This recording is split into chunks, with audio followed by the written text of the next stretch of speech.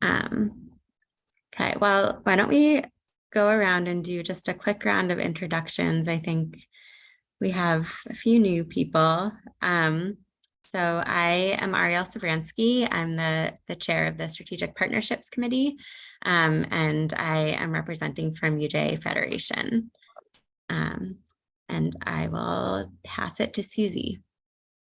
Oh, sorry, I caught you mid-chew. You can go to Sandy first. Oh, there you go. Apologies, I'm eating lunch. I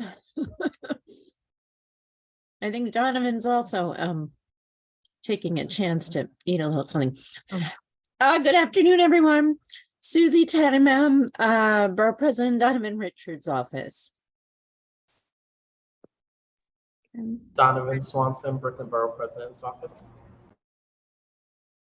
Sandy Miller, Senator Roxanne Prasad's office. Mr. Mai.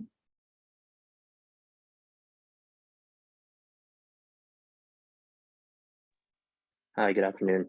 Paul Mai, CAB member 17. Great. My name is Anita Antonetti. I'm the Senior Director for the NAB-CAB Liaison Unit. Pass it on to Susan.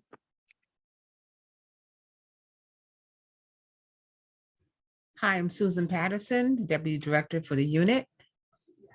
Okay, and we have Karen here. Hi, Karen Pate Gonzalez, administrative support for the unit. Right. And we have our presenters are here. Oh, this is Lily, who's our Hi, I'm Lily, NABLU liaison. right. And then this is Sarah. Hi, everyone. Sarah Whitney, Senior Director of Employer Engagement and Partnerships. Hi, I'm Jacqueline. I am the coordinator with the Employer Engagement and Partnerships team. Nice to meet you. So I'm going to let you sit. I was going to say, should we switch seats? Yes. I don't think it can stretch much more. There, so that Come on this side. And your presentation is here on the Perfect timing. I guess I will pass it over to you all to start the presentation. Okay.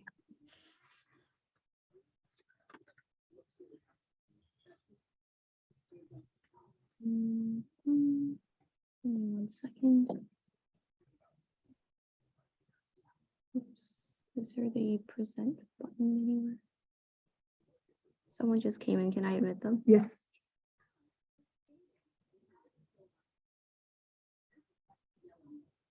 Do you know where the present button is for this?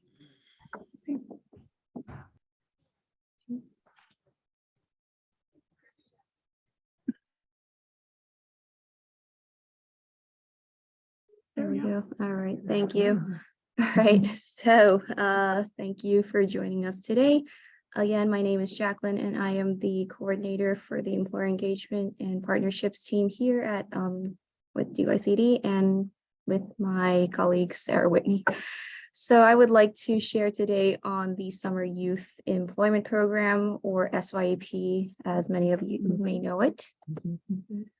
So we're going to go into a couple topics. We're going to talk about what exactly is SYEP, cover some program details, talk a little bit about work experiences for young people, process and timeline, and leaves maybe a little bit of time at the end for Q&A.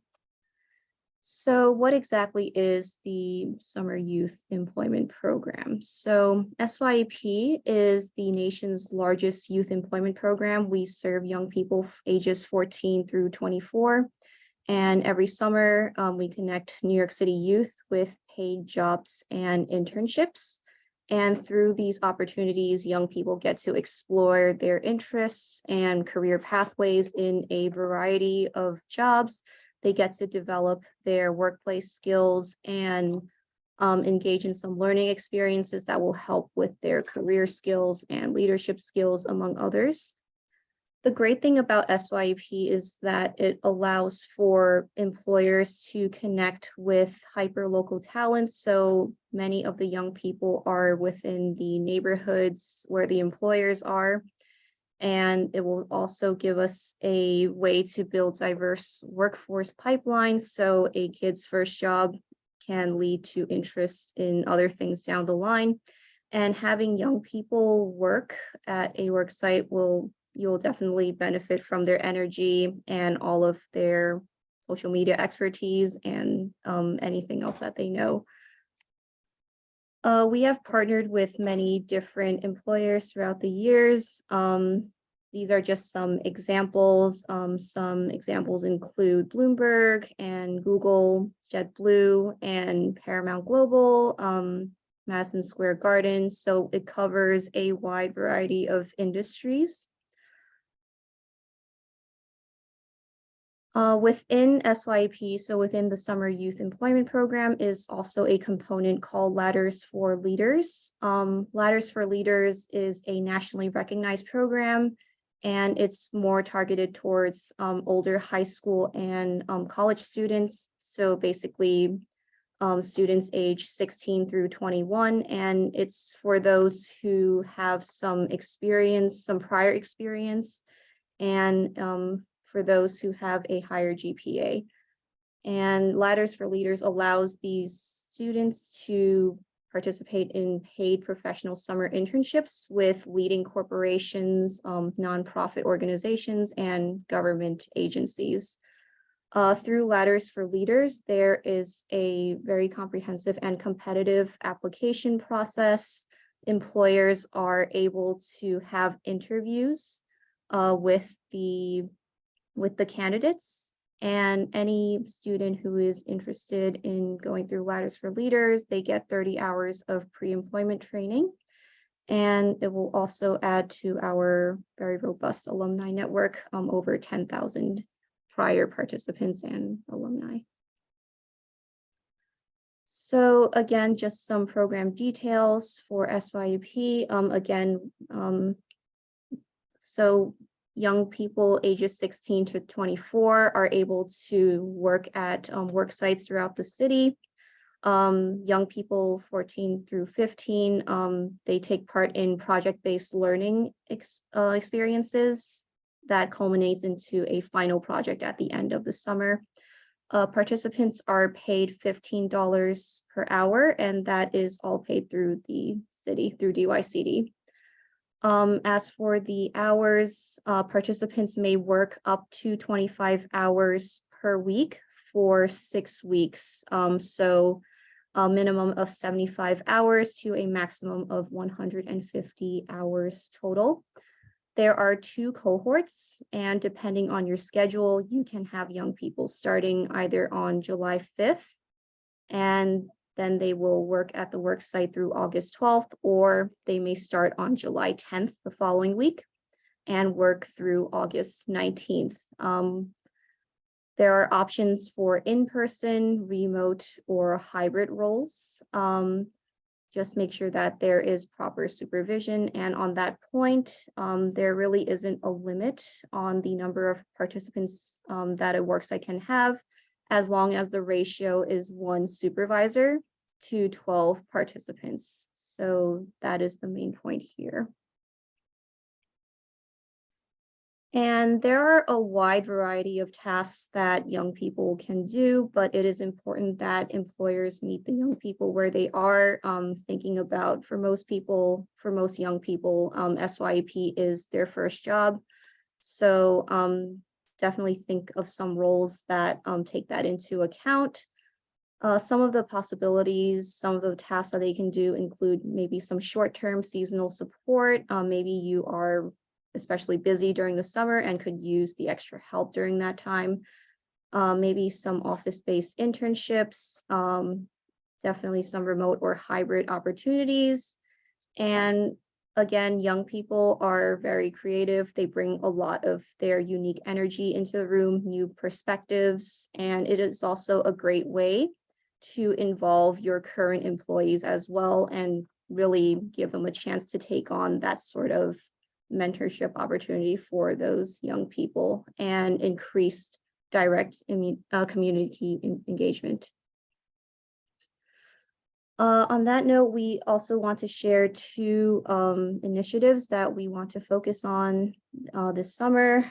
We have SYEP Pride, and in collaboration with the Uni Project through the Mayor's Community Affairs Unit, basically wanting to make sure that there are safe spaces for LGBTQ identifying youth to work, as well as more support with youth with disabilities in partnership with NYC DOE.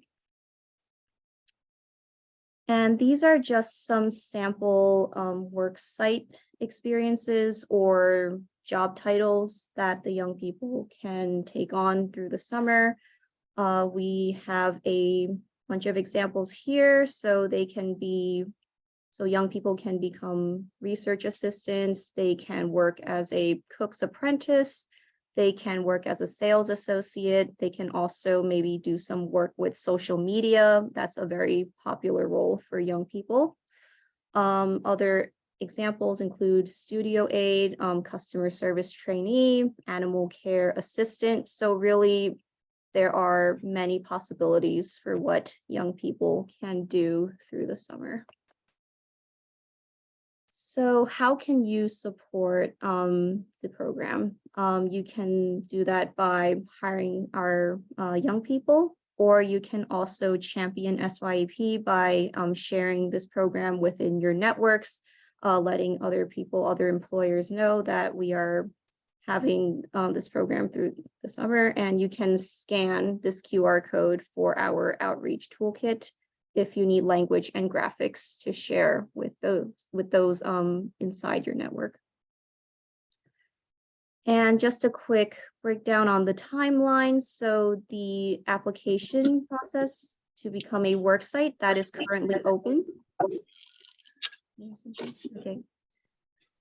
So the earlier you start on those, the better. And the deadline to complete an application for SYEP and for ladders is through May 26th. So we are accepting applications until May 26th.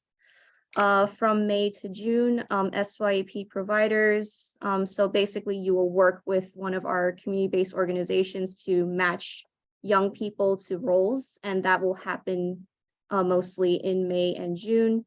And hopefully by the time July rolls around, everyone will be placed and they can get started working throughout the end of the program in August.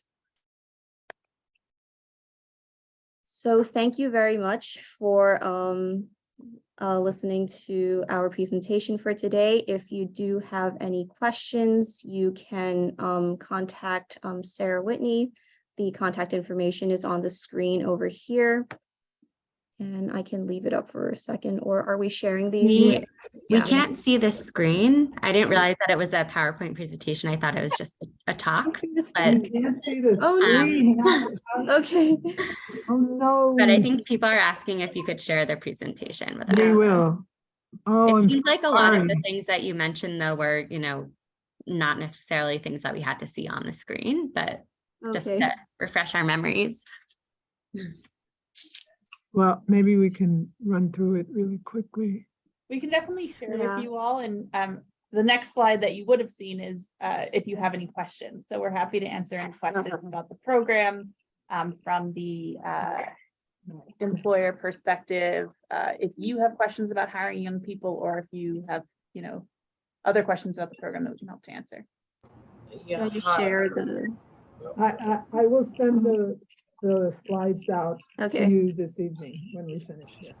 Okay, thank you, Anita.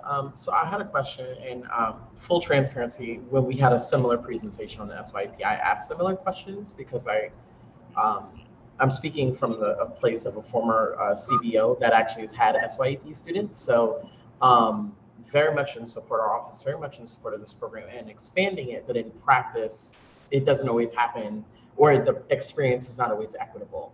So one thing I know that is the DYCD has been pushing for, or hopefully is pushing for, is more DOE-based seats versus lottery, because and that's what triggered my first question, is because at some point it was asserted that a lot of these students are providing, you know, this work in their communities. And that may be true, but we know that also some students are traveling quite far for their sites. And there's neither good nor bad. It just is, you know, whoever has the capacity to have SYEPs. I understand there's a high need, but not every provider has the capacity for it.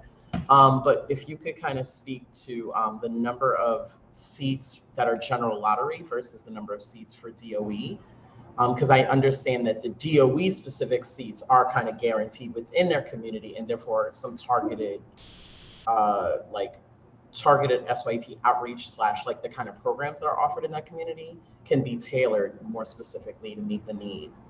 Or if I'm completely mistaken, then please correct me, but looking for some transparency on this. Of course. Do you want me to answer that one? Sure. Okay, and can you open the chat for me too, so I can see if I have questions? Can you all hear me okay? Yes.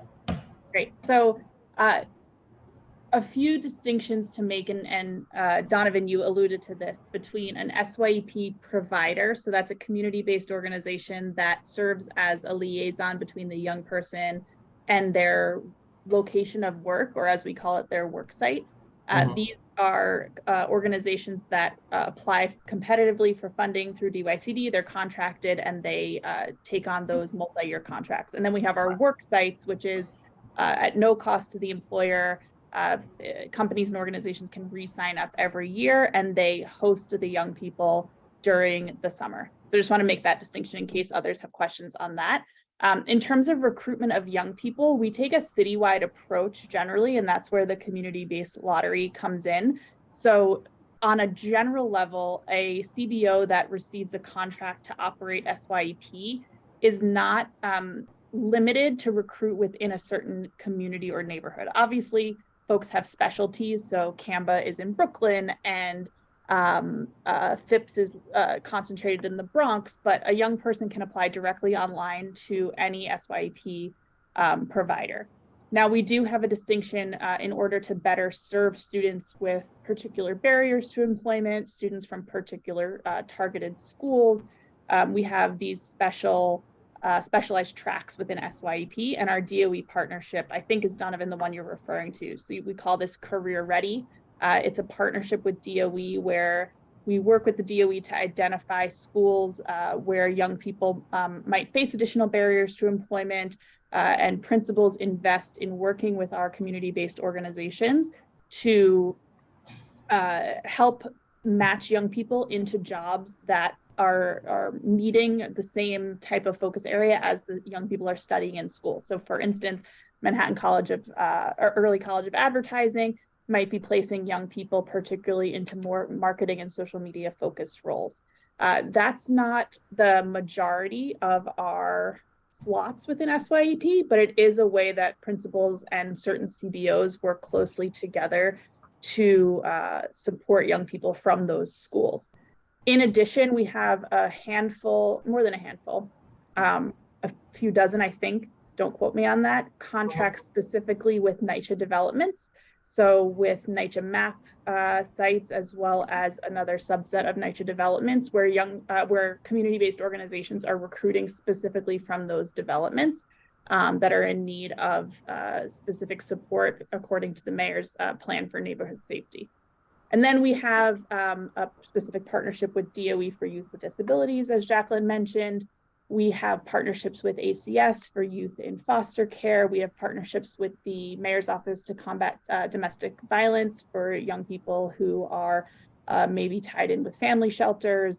We work closely with our runaway and homeless youth program. So there's a lot of different avenues to make sure that young people who need the program most are getting extra supports to get enrolled. We also are continuing to prioritize more generally young people from NYCHA developments. So that's definitely an effort that we're making in collaboration with City Council, is to ensure that wherever possible, young people who are living in NYCHA developments have access to SYEP jobs if they're applying. The majority of our slots are still community-based though through the lottery. Got it. So I did hit you with a pretty big whammy. So thank you for answering that in thorough. Yeah. A lot of it I was familiar with. Again, I would love to hear a little bit more on, even if you don't have the exact numbers, and I'm not trying to quote you or catch you up on anything, but rather just a general percentage of based off of what you've outlined, like general lottery, right? If it's like 70% of the current, because there was a big expansion, right? Like, so if 70 and if 20 are currently like the DOE, and I didn't even hear, this is my first time hearing about the NYCHA contract piece. So I'm super excited about that, because to my understanding, there's been a trend of trying to increase some of these others, because the lottery unfortunately ends up missing out some of these populations that we're really trying to serve properly.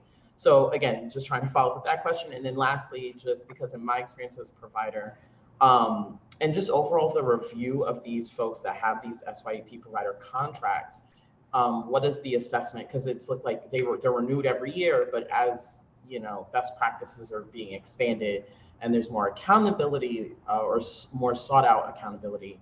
Are we reviewing these contracted providers and like their capacity? Because for example, within that question of students with disabilities, some providers don't have the capacity. And I'm speaking as someone that had a student on the spectrum, but again, was running a summer rising site, and it wasn't well suited for that child. And we did our very best, but I can just imagine that some providers might even be at more of a disadvantage with that, and that impacts the student's experience. So again, not a gotcha, but just hoping you can allude a little bit more to that. And then after that, I'm quiet. So thank you. No need to be quiet. This is why we're here. And I appreciate the question. I don't have the numbers in front of me for slot breakdowns. I want to say that for last year, they're in our annual report for SYEP. So I can check and get that to you, or after this call tomorrow. Anita can connect us. We had sent it because we had a presentation.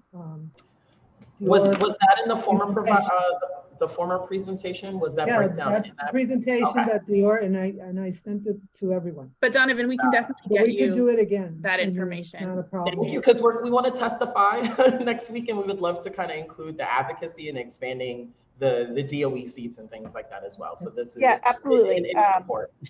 We can definitely get you that information. And then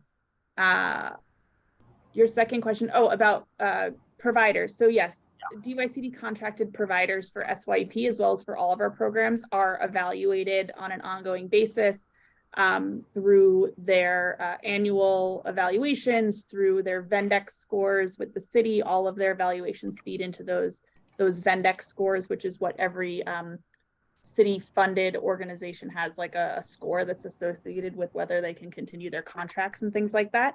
And the renewal process is not annual the RFP process is not annual. It's every few years. I believe the last RFP process for SYEP was about 3 years ago. And so that's when, at the end of a certain contract term, the contracts expire and organizations have to reapply and go through that competitive RFP process. But regardless of that cycle, they're evaluated on an ongoing basis through program managers here at DYCD, and corrective action plans are put in place if need be, and all sorts of things like that. Okay. The tail end of my question was, again, specifically around students with disabilities. What are we doing to ensure that providers are able to satisfy the capacity needs for those that might require more? Yeah, so for students with disabilities, our most targeted approach is with DOE. So we work with D75 and D79 DOE staff. We work particularly with the transition and college access centers.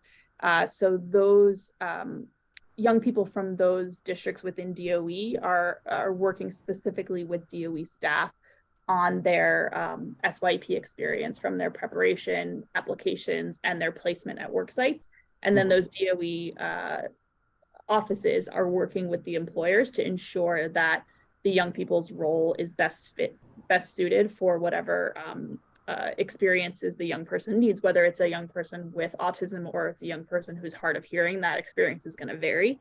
And then we offer capacity building, to Anita's point, for providers more generally, on all sorts of things, including working with youth with disabilities. And our team, actually, Jacqueline and I and our colleagues, came onto the team last spring in order to do more with employers. So we're increasing our investment as well, not only with providers, but with employers, to make sure that we are doing outreach, not just generally to companies and organizations who want to host youth, but make sure we are identifying employers who have the capacity to provide these experiences to, for example, youth with disabilities, or through this new Pride initiative to youth in the LGBTQ+ community. Perfect. Thank you so much. I do appreciate you answering my question. Of course, we'll get you those numbers tomorrow. I believe Lynette was next. I don't handle. Hi, Lynette. Good to not see you, but good to be with you again. I know. Good afternoon, everyone. Good to be here and good to see you all. Sorry, I left work and had a little difficulty signing on as I'm commuting home. So I'm hands-free and I don't want you to see me half tilted on the screen. But I had one question, I guess in particular. I missed the presentation. Please share if you can. But I'm always curious about the process. Well, let me preface my question with this. First of all, thank you for all of those partnerships that are established, and how you were able to identify different populists and create all those great partnerships. So giving every child in New York City an opportunity to fit in their prospective places. So thank you. I think that's great. It's far more than I remember, having all those different groups, to DOE, all these things. But with that, I'm curious as to what system is in place for presenting options for the youth. In other words, once a youth registers and come to the information session, what's in place to present to the youth what their job options are? Because that's something I'm very, very concerned about down through the years, that kids are not, remember I mentioned this on many occasions, just given clean the park, sweep the floor, whatever kind of thing, where now I believe there's a partnership with New York City in general to send youth to some of the city agencies to work. In other words, work to career opportunities. So how are you presenting the options to the youth when they enroll for work? You want to take this one? You want me to take it? You can take this one. Yeah. Perfect. What is the system in place? Yeah, there's a few elements to it. So the first piece is that when a young person applies to SYEP, they choose their top 3 career interests. So on the application, they say, I'm interested in healthcare, tech, and marketing. And healthcare and tech are actually the ones that most young people choose. They're the industries where we see the fastest growing demand from young people. So that's the first place. So a community-based organization, when they're looking for employers, they know the type of employers that their young people are interested in working with. And then on the orientation and enrollment period, so after a young person applies and is selected for SYEP, they go through enrollment where they're submitting their documentation and they're going through orientation. During that stage as well, CBOs are working more closely with the young people to share the types of opportunities that they have available to them that summer, and kind of advertising or marketing these roles. So if you're interested in science, here's the 12 great employers that we have signed up to work with you. If you're interested in whatever, making that connection there. And then the third way that we're doing this is through our orientation and professional and technical development. It's a platform called Hats and Ladders, and young people use the platform through orientation and also throughout the summer. They have the ability to explore different hard and soft skill trainings, but also explore different career tracks. And it's youth choice. They get to choose the track. So everyone has to go through, for example, sexual harassment training and financial literacy. But young people get to choose, maybe I'm also interested in website design, and so I'm going to go through more of a course with that. The community-based organizations can see what the young people have chosen in their Hats and Ladders journeys curriculum, so that they know what the young people are interested in and what skills they're exploring in order to better match them into employment that fits their needs and their interests. Does that answer your question? So, yes, to some degree, but let me just say this for more clarity.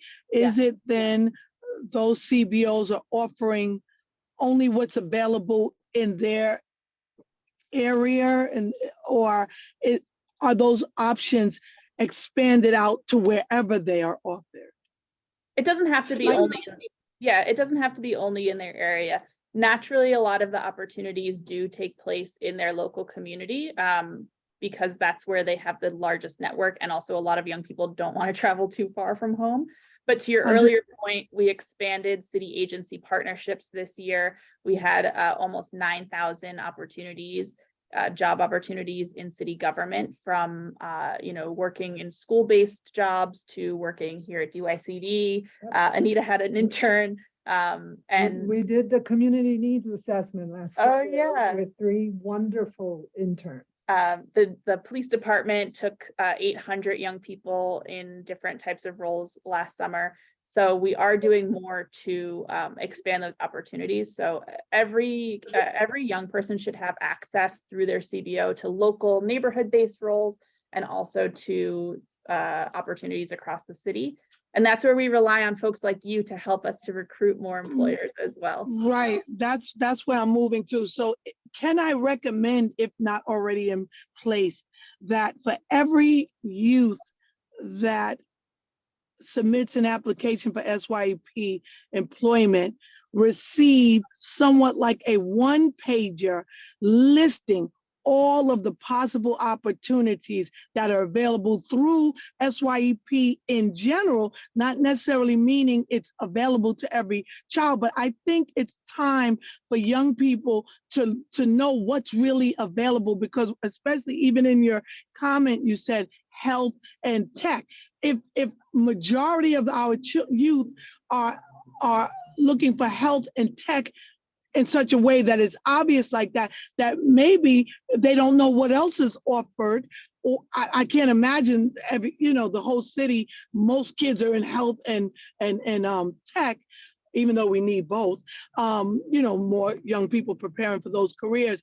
But I think we have to inform parents as well as the youth applicant what their options are, because for me as a young person, I'm going to pick what I'm familiar with, but certainly you will open up my understanding and curiosity if all of a sudden I read a list with, oh, you can work at Gracie Mansion, or you can work at the new park on that hill out there, that private park. I can't think of all these things, driving, talking, Yeah. doing all these things at the same time. But That's a you that's a know, great. so forgive me if I'm jotting around a little bit, but I'm passionate about this, and I shared the testimony before, and one day you all will let me share it. Of my whole everything I am was developed because I was a summer youth employee where the village raised me and made sure I had every possible opportunity through this, through the programs that ever existed. From age 14 all the way to 20, whatever the last year was, I worked for SYP. And I can tell you wonderful, wonderful, wonderful stories, even having the opportunity to work in the precinct and working in the youth, what they call the youth, what's they call the youth, the kids that commit crimes as youth. I'm slipping. It's juvenile justice. The youth juvenile delinquent. And I was only like 14 years old or 15 years old. And I was literally going through the files of youth delinquents and observing patterns of what our young people were doing. I'm not going to tell you when, and so forth and so on.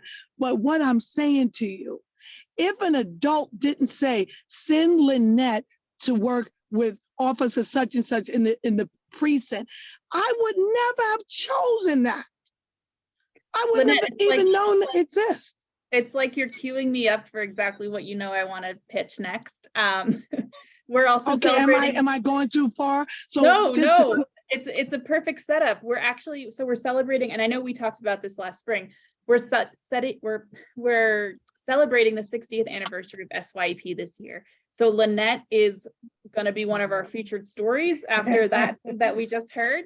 But also we're going to send, we'll send to Anita on our website. We have a form where we're collecting stories. If you grew up in New York, SYP is a rite of passage, as Lynette's describing. And so we're working with our partners here in the agency, as well as others who have run the program over the past 60 years to celebrate the stories of SYP over the decades. We'd love to hear your stories, your relative stories, your neighbors' stories, whether it's as a participant or an employer. We're really looking to do it big this summer and celebrate those stories from across the city, across the 60 years. Well, I would be excited with the opportunity to participate, and that is what I'm bringing out right now, and I'll make it to, close out with this. We have to let the young people know what all is available as opposed to them choosing. I would have chosen the what we used to call a camp counselor, the supervisor, rather than some of the other things that was offered to me. Lynette, I think you're better here or here. So we have to do the same thing for the youth today, especially with the New York City partnership with the city agencies. There are over 100 agencies, which means there should be over 100 options for these young people to choose from. And I'm gonna stop there because I'm passionate, so I have a whole lot of other things to say about that. So I'll stop there, but please help our young people have these kind of experiences that to this day was influential to how I perform at work and the experiences I bring to my jobs. So thank you so much. And we have Marielle Ali from the Manhattan Borough President. Hi, Marielle. Hi, thank you, Anita, and thank you, colleagues, for the presentation. Really appreciate some of the questions brought forward by both Donovan, but also Lynette. Definitely touching base on some of the things I wanted to discuss or ask. I guess two buckets of questions. The first around employers, really helpful to know kind of the process for what kind of outreach is there. So I obviously heard that, there's, a social media package and then things like that. And you're obviously engaging with the city agencies, but what does that look like for, the private sector? How do you engage with them? How do you broaden some of that? What is your strategy for that? So helpful to know that. And then on the same bucket of employers, question around your due diligence. So once, let's say, an employee or an employer kind of comes to you to say, yes, we would love to have SYEP students. What's your process for doing kind of due diligence, making sure that they're actually appropriate? And, to Donovan's point, do they have the capacity and the skill set, I would also say, to engage and work with young people, especially if we're, thinking about young people with disabilities or, kind of from different kinds of backgrounds. And then what does that look like? And do you give them kind of, as the employers, I would hope, in kind of that contract, I guess some kind of, guidance on, the proper management, what's expected of them, so on and so forth. So I'll pause there, and then I have two other questions, if that's okay. Thanks. Of course. On your first question about private sector employers, we do engage. So our employer partners range everywhere from a Accenture all the way to a small business in a bid in Flatbush. We engage with private employers through a couple specific ways. One is especially through our Ladders for Leaders program. So oftentimes large corporate employers have existing internship programs where they're typically recruiting from Harvard University and Stanford, and New York is the best city in the world. So folks are coming from all over to do internships in the summer. Where Ladders comes in is we help with recruitment from New York City high schools and local college students, whether they're in school in CUNY or they're returning here for the summer. So a lot of corporate employers through our Ladders program come to us to help with the recruitment side. And what we like to say is that, the young students in our Ladders for Leaders portion of the summer program have the same skills and abilities as the students coming from Harvard and Stanford, but they just might not have the current network in order to know how to apply for those opportunities and how to get their foot in the door. So the Ladders program provides 30 hours of pre-employment training where young people are doing resume writing, they're doing mock interviews, and they have that extra support from the community-based organization in order to make sure that they can compete for those opportunities and perform well in those opportunities, because once you're exposed, once you're in, the employer is like, you're amazing, why haven't I been recruiting you before? So that's one way. We also work with partners in different industries. So we work with the Real Estate Board of New York to do briefings for their members, video advertising. We work very closely with them as a membership organization to recruit in the real estate industry from corporate employers. We work with the Mayor's Office of Media and Entertainment to recruit within that industry. We work with New York City, NYC and Company to recruit in hospitality and tourism. So we really rely heavily. Jacqueline and I are 2 of a 4-person team. So we work really closely with partners, and I hope to count all of you as partners in the future to expand our access, especially to private and corporate employers. And your second question, I'm so sorry, Jacqueline, trigger my memory. What was it?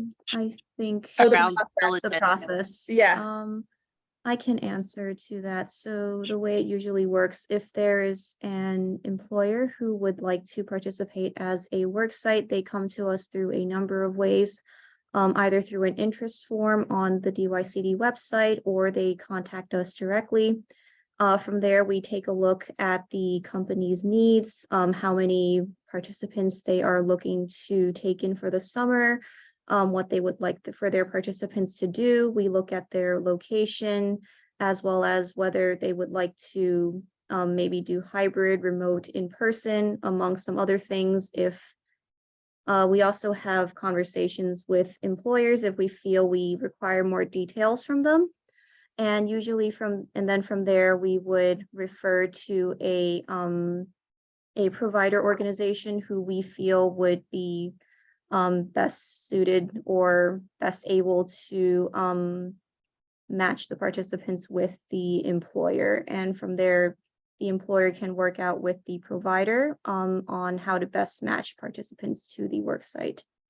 And all of our providers are required to have a job developer on staff. So this is the person that works with the employer to make sure that the role is appropriate. All employers have to sign a worksite assurances agreement, which goes through all of the safety and legal regulations for working with young people, both like on a federal and state level, but also the rules and regulations of our program. And then they get weekly monitoring by the community-based organization that they're signed up through. So that might be phone calls and virtual check-ins or in-person site visits, both before the program and during the program, to make sure that it's a safe and supportive environment. And our DYCD staff also does that as well. So we have a number of worksite monitors that work all summer. In fact, the application's open online. So if you know of a young adult who's looking for a great summer job and would want to support SYP and become a city employee through that process, we're hiring worksite monitors right now. Awesome, thank you. And then my last 2 questions, to Lynette's point about really, broadening the opportunities that our young people have that they may not be familiar with. Any kind of partnerships with the New York City Office for International Affairs? I'm just thinking about kind of their Junior Ambassadors program, but also kind of my own personal background in international relations. And obviously, we're in New York City, it's a huge global city, and really broadening the opportunities for our young people. So that was one question. And then the other, a bit possibly for a write-up in our email response or something. How are I know you talked about how the participants are lined up in terms of their skills, but just wondering, is it like a blind sift, and kind of in the terms of making sure that there's no bias, and when some of the employers are identifying participants and bringing them on?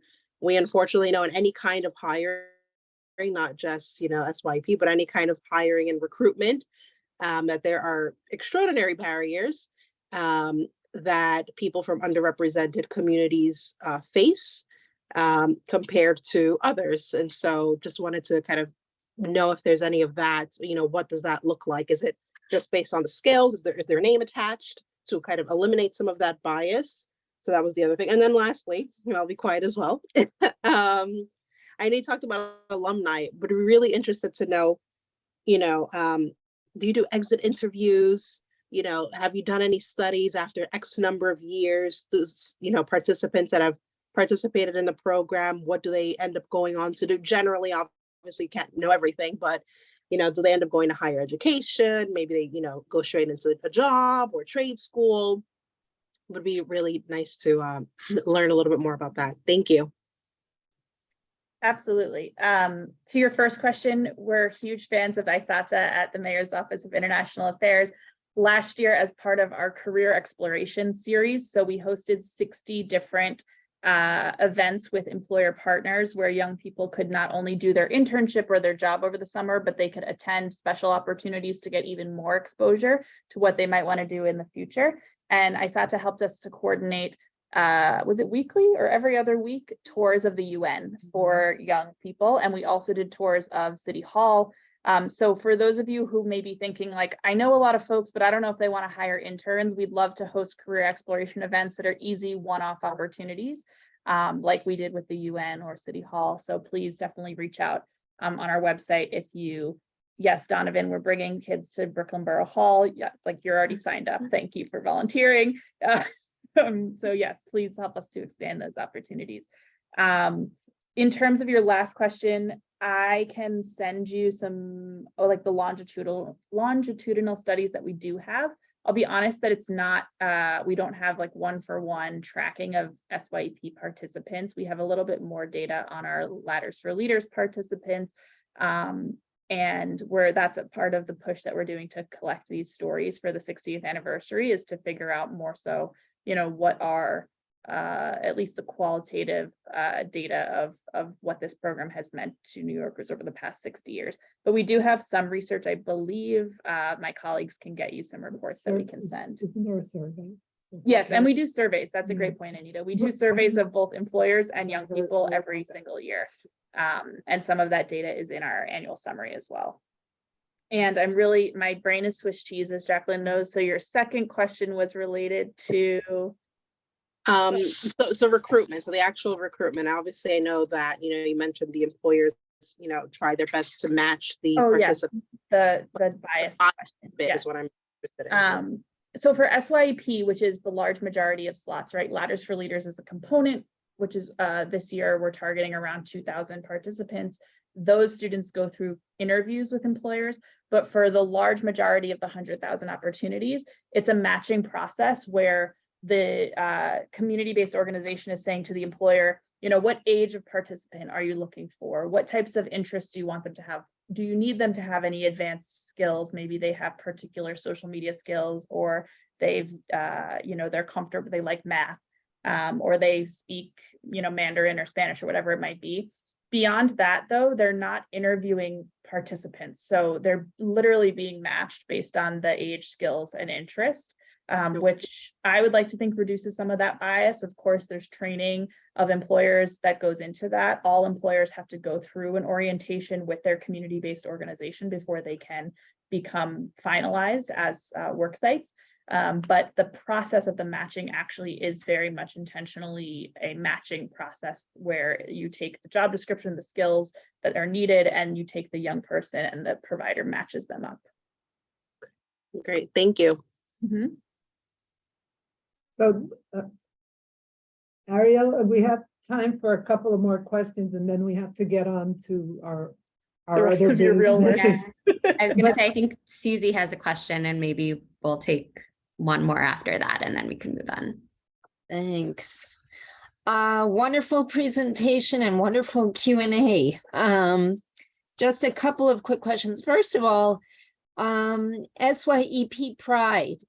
This is the first time that I'm hearing of it. I'm very interested to learn about this, as well as the other components of SYEP that you mentioned, which focus on offering support to particular groups of youth that need extra support and specific types of support.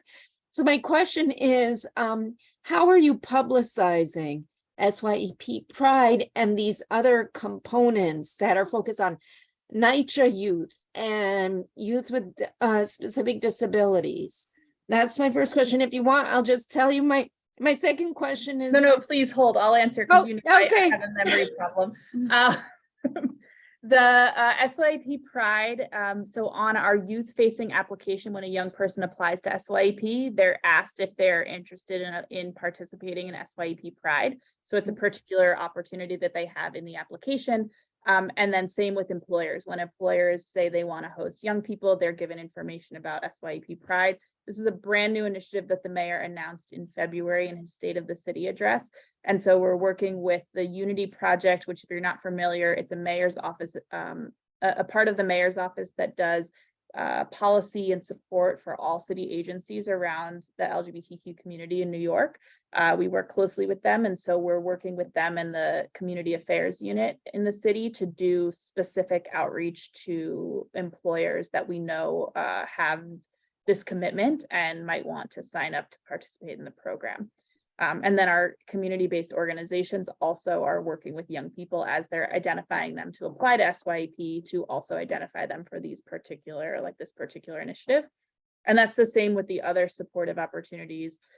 For example, for NYCHA, we're doing mailings to NYCHA residents for SYEP with stickers and letters included in the monthly mailings that they get, resident, both digital and in-person, resident boards. Big pushes with NYCHA on SYEP recruitment, same with DOE. Principals are pushing it out across the DOE network. And we have close relationships with ACS and the Mayor's Office to Combat Domestic and Gender-Based Violence as well. Great to know. The next question is related. What is your timeline? Specifically, what is the timeline for us as community leaders and as representatives of elected officials' offices to help you with promotion? Yeah, sure. So as for promotion, I mean, anytime is fine. We're okay with year-round promotion, but if you're asking about the deadline in particular to apply as a work site, that is again on May 26th. And that date will also be in the PowerPoint that will be shared after today's meeting. Great. Yes. Thanks. Two really quick things. You mentioned the worksite monitors positions. Can you email us some details on that? That would be really helpful. It should be it'll be on the presentation. What, Anita? The presentation. It'll be. Oh, it's within. There's a page in the presentation where you can. There's a toolkit. Yep. And the very last thing is the 60th anniversary of SYEP. That is very exciting news. So glad Lynette is going to be a participant in that. Can't think of a better person to participate. But I do just want to mention Queens Public Library has a Queens Memory Project, which is an oral history project. It's been around a good 15 years. And while I don't work for Queens Memory, we are the Borough President's Office, the Queens Borough President's Office does partner with them on many occasions. Have you been in touch with Queens Memory at all? If not, I would love to simply make them aware of this 60th anniversary project that you're doing, just in case there might be some synergy there. That would be wonderful. We'd love that. You know, maybe there are Queens residents who went through SYEP who would like to participate. Yeah. I also, yes, please connect us. I also have a dream of having an SYEP exhibit in the Museum of the City of New York. So whoever on this call is that plug for me, please call me. I'm keynote, by the way. Of course, Lynette. Hi, Susie. Can elected officials host SYEP recruitment events in partnership with local CPOs? So Lynette, to your question in the chat, the answer is yes. And then Ariel, I want to respect your time, but can we take Paul's question or should we just share our email address? If it's Last- quick, we can do it. I think then we have like 5 minutes. Last question, the Last last one. So question. this is the last one. Sorry, thank you. Thank you so much, Paul, my CAB member 17. Thank you for the presentation. I just have a quick question. I also work with another youth development program, and I have shared the link that the SYEP applications are open. And they were just wondering, once they do get matched with their sites, is there any supplemental as far as in form of like transportation, like MetroCard supplementals that they do get under DYCD? The young people. Yes. Last year, we were able to offer Metro cards to all SYEP participants. That has not been confirmed yet for this upcoming summer, though I definitely hope it will be, and we can keep this group updated through Anita. But How much, last year, how yes. much did that cost the agency? I don't have the Yes, answer yes, to that on the top If of you my can head. give the answer, I would love to advocate on behalf of DYCD for that in our testimony, and I'm pretty sure other electeds would as well. There's no reason why students can't get Metro cards for summer youth. Thanks, Donovan. We'll definitely connect on that question.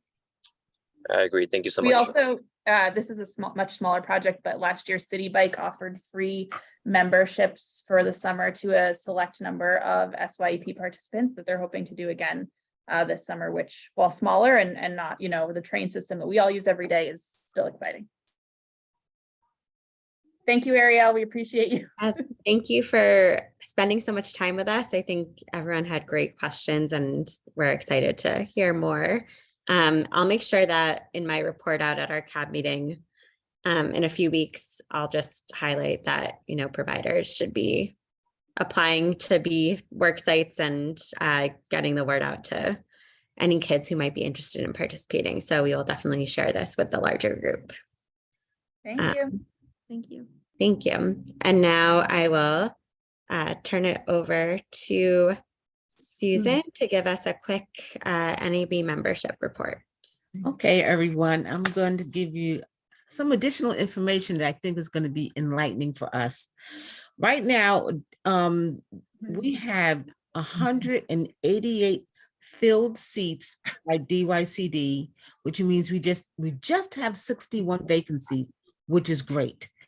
The elected officials have filled only 74 seats and they have 172 vacancies. So that's pretty large.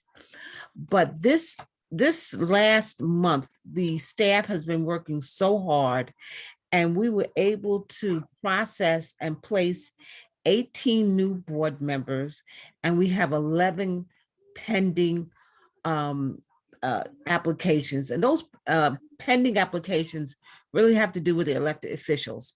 That's the main thing. So we're gonna really kind of knock on some doors once the weather breaks and try to get the elected officials to kind of wake up from hibernation and get us some people on the board. That's my report. Great. That sounds good. We need to get the word out. Okay. Any comments on that? Okay, and then I'll turn it over to Anita for her update. So I just want to add to Susan's report is that we're always looking for NAB members. And if anybody is interested, they can go to www.nyc.gov/DYCD, and the tab that says Get Involved, they can find the Neighborhood Advisory Board application there. So all you good people, if you like to promote, we also have a flyer we can send to you that has the QR code and go right to the application. They can fill it out online. It takes about 5 minutes. And then we will process it. It comes, once they submit, it comes directly to us and we process it right away. So that's my public service announcement for today. And I just want to tap in on that, Anita. A lot of the borough presidents are currently going through their own community board process. So it might be an opportunity. So elevating it, I mean, I'll elevate it internally for our office, but right. I think all borough presidents, it's a, hey, maybe consider folks that weren't able to be appointed to community boards. Exactly. This is another opportunity to get involved. In fact, I give kudos to Susie Tannenbaum because she sat with us with a list of people who were not selected for neighborhood advisory boards, and we were, for community boards. And we were able to contact them and ask them, hey, while you're waiting to be selected next year for the community board, would you like to join the neighborhood advisory board? Queens 9, which is a new NDA and a new neighborhood advisory board, had 1 member for the last 2 years. They now have 6 members on there due to Susie's participation in our recruitment. So we will welcome all of the borough presidents if they can help us to identify people who might be interested in participating on the neighborhood advisory board. And even if they're selected for the community board, they can, there's no conflict of interest, they can do both. The only difference is that they have to live within the neighborhood development area. They can't just work in the neighborhood development area. Like on the community board, you can work or live in the neighborhood. That's what the federal government has said. You have to live within the area that's getting the services.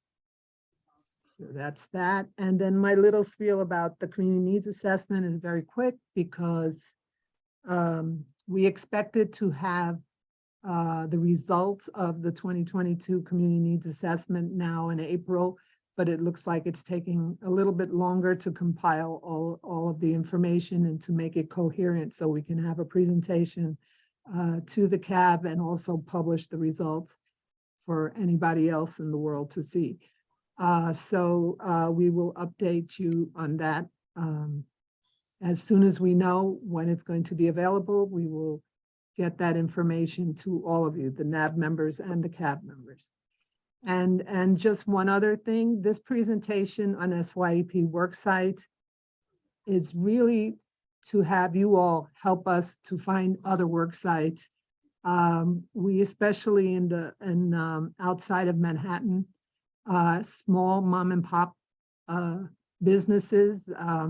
I remember once seeing a video of this business in Brooklyn where it was an ice cream shop, and there were the young people talking to their community, serving them ice cream, counting the money, cleaning up, making the ice cream. It was like fabulous. So, I know there's a lot of different businesses all around the city. So, and if it's close to home, it's an easier commute for them. So we would like everybody who can, and the process is easy. You just refer them, and then Sarah and Jacqueline will take over and do all the due diligence and the research and line them up and all of that. So it's a very easy thing to do. You just refer them to the website. And I'm going to send all of that information out now when we get offline. So that's that. Thank you. I just want to flag, I did, Anita, find the annual report, and the breakdown of seats is not actually clear. So I would love, and I'm pretty sure other people on this call would love a more distinct breakdown again of some of those different,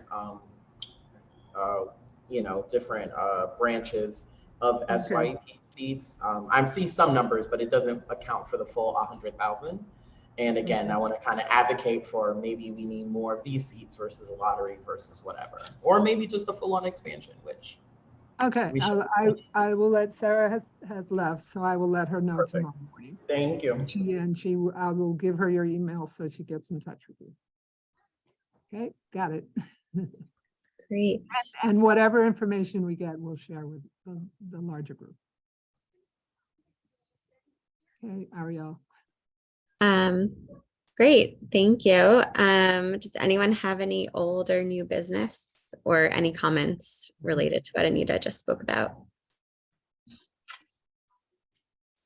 I put this in the chat, but I know that the recording doesn't read the chat. So thank you, Anita, for the big shout out, but it really was Susan and David on your team who did all of the recruiting for the NABs, and it was a bit of an experiment, and I'm happy that it worked, and hopefully we can continue this, and maybe other elected officials can also do the one-on-one with you and your team, because it was really very interesting, and glad it was successful.